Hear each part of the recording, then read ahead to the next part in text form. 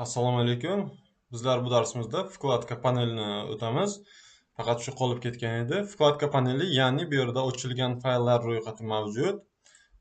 Hozirda misol uchun mana bu 3 ta fayl, yangi fayl hamda 3 ta yangi fayl hamda mana bu floor plan sample ochilgan. Bular haqida gapiradigan bo'lsam, har bir yangi faylni mana bu plyuscha tugmasidan bosib ochishimiz mumkin. Har bir yangi ochilgan fayl agar u saqlanib qilinmagan bo'lsa, mana bunday oldida yulduzcha belgisi bo'ladi. Ko'rib turganingizdek, birdan mana shu hammasi saqlanib qilinmagan. Bundan tashqari, misol uchun mana bu 4-faylni saqlanib qilamiz. Buning uchun mana bu yerga bossak ham bo'ladi, рабочий stolga hamda misol uchun yangi nomi ostida saqlanib qilaman.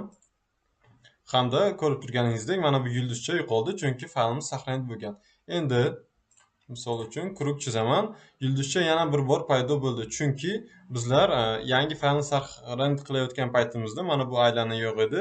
Aylanani chizganimizda bu saqlanib qilinmaganini bildiruvchi yulduzcha yana bir bor paydo bo'ldi. Uni saqlanib qilamiz.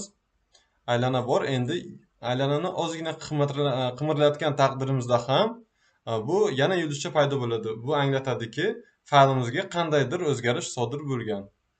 Ana shu yulduzcha orqali bizning faylimiz saqlanib bo'lgan yoki bo'lmaganligini anglab yetishimiz mumkin. Bundan tashqari, AutoCADni mana bu vkladkalarda kursorni olib kelsak, mana bunday model hamda listlar ko'rinadi. Bu yerdan listlarni pechat qilishimiz yoki publikatsiyaga yuborishimiz mumkin.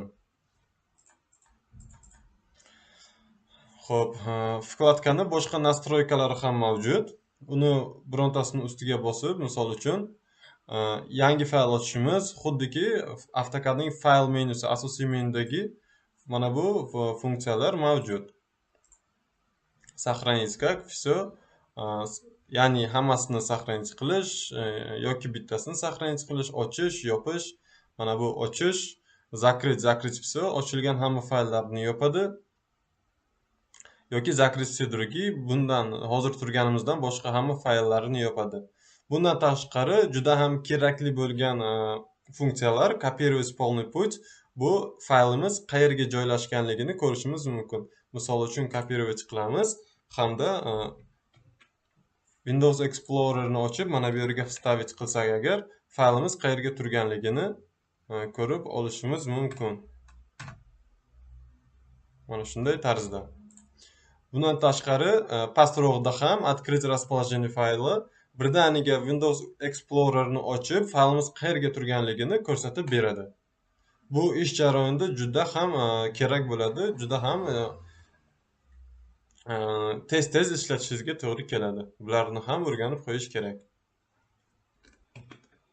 Bundan tashqari, bizlar mana bu X yordamida ochilgan fayllarimizni yopishimiz mumkin. Yopish paytida agar faylimiz saqlanib qilinmagan bo'lsa, biron xil o'zgartirish kiritilgan bo'lsa agar, so'raydi, sizda o'zgartirish bor, o'zgartirishni saqlanib qilaymi yoki yo'qmi, yoki o'sha yopishga berilgan buyruqni отменить qilaymi deb so'raydi. Bizlar ko'p vaqtlarda saqlanib qil deb javob beramiz. Lekin agar siz saqlanib qilish kerak bo'lmasa, misol uchun shunchaki bir kirib ko'rib ba'zi joylarni o'zgartirgan bo'lsangiz, yo'q deb javob berishingiz ham mumkin. Bu paytda men ha deb javob beraman. Qaytadan boyagi faylni ochaman, misol uchun. Hamda uni qaytadan hozir bizlarda o'zgarish sodir bo'ldi. Hozir uni saqlanib qilaman bir marta. Hamda X tugmasini bossam, menga hech nimani so'ramasdan yopadi, chunki hozir o'zim rучной tarzda uni saqlanib qilgan edim. Ko'rib turganingizdek, hech nimani so'ramasdan yopdi. Bularni ham yopishim mumkin. Misol uchun закрыть все deb komanda bersam, har bir chizmamni saqlanib qilaymi deb so'raydi. Bu qolgan mana bular menga kerak emas, shuning uchun yo'q deb javob beraman. Kompyuterning xotirasidan bu fayllar umuman o'chirib ketadi. Bunisi saqlanib qilaman. Bunisi ham kerak emas. Qaytadan boyagi floor plan sample'ni ochaman hamda modeliga o'taman. Hozir yana bitta interfeysimiz vkladka panelini ham ko'rib o'tdik. Hozir faqatgina interfeysimiz rangi qoldi. Interfeysimizni rangini almashtirishimiz uchun yoki mana bu рабочий prostranstvamizni rangini almashtirish uchun o'ng tugmani bosib parametrga kiramiz yoki AutoCAD asosiy menyusiga kirib, mana bu yerda ham xuddi shunday parametri bor. Bunga ham parametr orqali kiramiz hamda tsvita bo'limiga o'tamiz. Ekran bo'limi tsvitaga o'tamiz. Bu yerdan mana пространство 2D modeli kerak. Bizlarda listlar bor yoki трехмерный modellar ham bor. Bizlarga hozircha пространство 2D modeli kerak. Однородный fon. Bizlarda hozir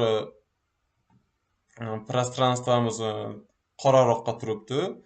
Ba'zilar uni salgina oshroq bo'lishini xohlaydi. Buni almashtirish uchun mana bu rangga kiramiz hamda shu mavjud ranglardan tanlashimiz mumkin. Agar sizga yoqqan rang bo'lmasa, vыбор цвета qilib, mana bu yerdan buni RGB ga o'tkazish ma'qulroq yoki nomerlardan tanlashingiz ham mumkin.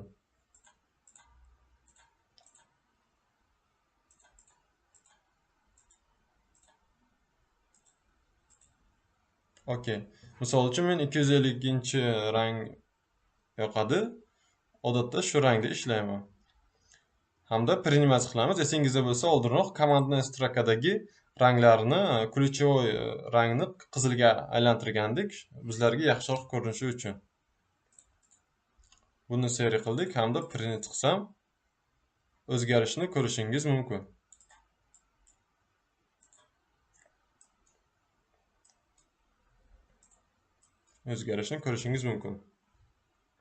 Bundan tashqari komandный stroka salgina yupqaroq, shuning uchun men maslahat bergan bo'lardim. Komandный strokani shriftini ham mana bu yerdan положжирный qilishni hamda rangini hozircha o'z joyiga qaytaraman. Ranglarni o'z joyiga qaytarish uchun восстановить текущий element faqatgina ana shu elementni rangini joyiga qaytaradi. Восстановить все qilsak, hamma narsa, misol uchun komandный strokani o'zgartirdik, u ham joyiga qaytadi. Hozircha bizlar tekushi element qilamiz, chunki komandный stroka bizlar o'zgartirdik o'zimizga kerak bo'lgani uchun. Hamda okey.